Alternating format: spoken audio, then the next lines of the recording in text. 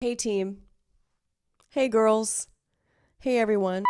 Welcome to this, whatever this ends up being. I don't know. I felt just really inspired lately to elaborate on some topics that I get excited to think about and talk about. And most recently, literally tonight, I saw Charli XCX's new movie, The Moment, directed by Aiden Zamiri. Is that his name? We're gonna look it up because I don't want to butcher that. Aiden Zamiri, yes. And it really got me thinking about a lot of things. If you've come from my TikTok, where I had a little 1-minute quick synopsis of the fact that I was going to be making this video, it really has been something that's been on my mind. If you haven't seen Charli XCX's new film, I implore you to do so. I feel like it's getting mixed reviews, and I can definitely understand that some people might not like it.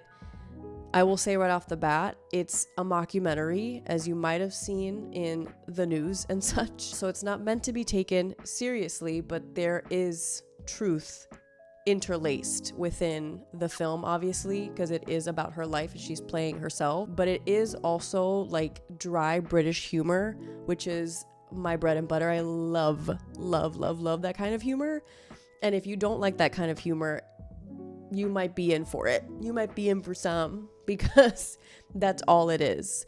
But it's done so well. I feel like it's balanced so well between the silly moments and, I guess the funny moments and the more dramatic moments. I think that it's so well paced, but we're really not here to talk about the movie. We're here mostly to talk about this concept that I feel like the movie was a catapult into this world for me. I remember Charli talking about the concept of high art versus low art and how she's interested in the intersection of those two ideas. And that really got me thinking. I started to write down thoughts. I started to go down like a rabbit hole, reading papers and Substacks and literally anything I could get my hands on, because it was such an interesting topic and something that I had never really spoken about with anybody, but something that I know that Charli does and has done so well. I guess I just didn't have the words for it until she introduced the idea, and then the moment came out and you start to think back to Brat and everything that was, like that whole sort of moment in the cultural zeitgeist of it all. Incredible. But anyway, let's get right into it. I did write down some thoughts. So if I'm looking down, sorry, I can't do all of this by memory. I don't know how y'all do that, but we ain't gonna be doing that here. So like I mentioned, Charli talks about this concept of high art versus low art, the intersection of the two. And it's because she exists in that space that people love to dismiss. So like pop culture, internet culture, Brat was this green that was tacky and loud and messy and whatever else you want to label it as. The kind of stuff that critics used to call disposable or low. So I thought we'd dive in a little bit more into high versus low art. When we think high art, we think classical music, art house cinema, literature, museums, Wuthering Heights, books that maybe are unattainable or hard to read. And when we think low art, we might think pop music, reality TV, celebrity culture, tabloids. One is serious, one is trash. But sometimes the thing that looks trashy ends up being the most interesting thing.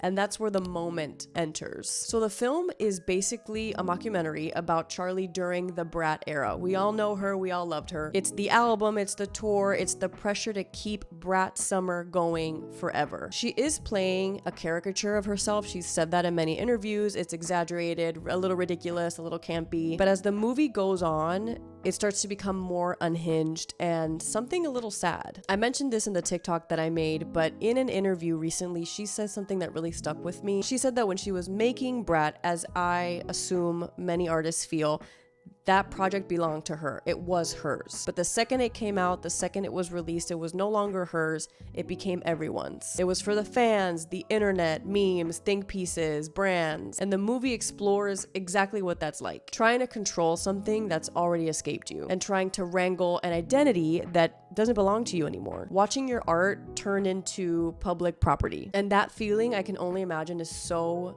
specifically devastating for an artist. And this is where the film really clicked for me, because formally, the moment is constructed out of elements we're conditioned to not take seriously. It's a pop star playing herself, it's a mockumentary, it leans into irony, exaggeration, spectacle. By traditional cultural standards, those are markers of low art. Entertainment rather than seriousness, persona rather than authorship. And yet, emotionally and thematically, the film is doing something far more complex. It becomes a meditation on control, ego, and the instability of ownership, on what it means to create something deeply personal and then watch it circulate beyond you. It's grappling with the same question we typically reserve for so-called prestige or art house cinema. So in this case, the hierarchy of high versus low feels arbitrary. If a film like this can hold the same emotional and conceptual weight as something we'd label as serious, then what is that distinction actually measuring? And what makes it even more compelling is that Charli doesn't attempt to present an idealized version of herself. It leans into more of that caricature, so the performance is excessive, self-conscious, even a little embarrassing at times. She allows herself to appear needy, obsessive, desperate to maintain relevance. Rather than protecting her image, she exposes the mechanics of it, and it starts to feel more like performance art, almost as if she's acknowledging that celebrity is already a kind of fiction. By the end of the film, the tension finally softens, and the struggle to control the narrative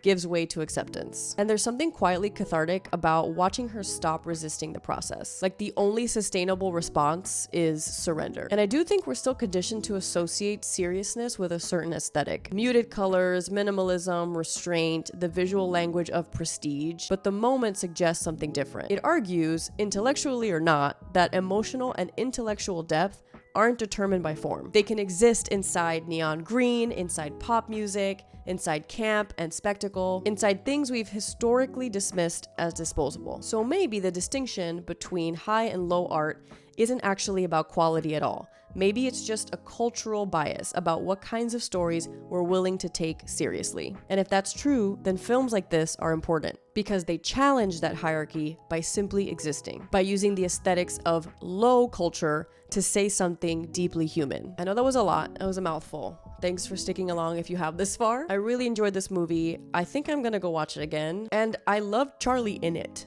I thought she was fantastic. She was an amazing performer. And I'm also so excited for literally everything else she is gonna be in this year. She has, 6 projects coming up or something I read somewhere. Anyway, I hope you enjoyed this little thought dump analysis, whatever you want to call it. And I don't know, I might do some more of these. I do have some ideas of things I'd like to talk about in a longer format, longer than TikTok and Instagram allow for. And yeah, I don't know how you end these things. What am I supposed to say? What am I supposed to do? Dance?